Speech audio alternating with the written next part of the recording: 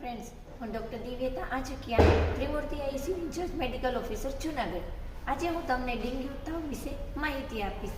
તમે કહેશો કે ડેન્ગ્યુ તો એક સામાન્ય બીમારી છે કે જે મચ્છરથી ફેલાય છે, જેમાં દર્દીના લક્ષણોમાં તાવ આવવો, ઠંડી લાગવી, નબળાઈ લાગવી, ભૂખ ન લાગવી તેમજ પેટમાં દુખવું અથવા તો ઉલટી થવી.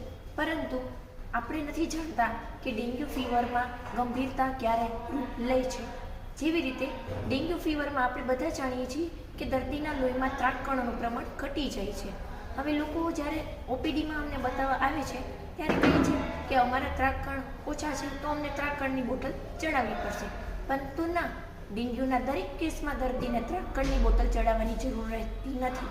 કયા કેસમાં દર્દીને ત્રાકકણ ચડાવવા પડે છે?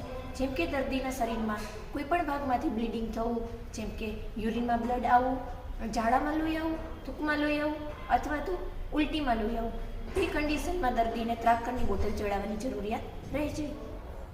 જે કન્ડિશનમાં દર્દીના ત્રાકકણ ઓછા હોય, જેમ કે 15,000 કે 20,000થી પણ ઓછા હોય છે, તે કેસમાં પણ દર્દીને ત્રાકકણ ચડાવવાની જરૂરિયાત રહે છે. પરંતુ લોકો માને છે કે ત્રાકકણ ઘટી જાય એટલે દરેક પેશન્ટને ત્રાકકણ ચડાવવા પડતા હોય છે, પરંતુ તે માન્યતા તદ્દન ખોટી છે.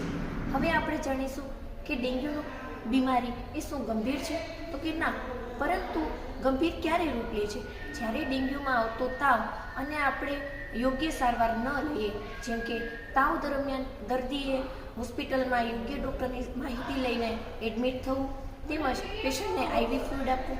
જો દર્દી ઓરલી વ્યવસ્થિત પ્રવાહી ન લઈ શકતું હોય તો દર્દીનું બીપી ઘટી જવું, એટલે કે અમારી ભાષામાં હાઇપોટેન્શન થવું અને સ્ટ્રોકમાં જવું. તે કન્ડિશનમાં પેશન્ટને આઈસીયુમાં પણ રાખવાની જરૂરિયાત રહે છે.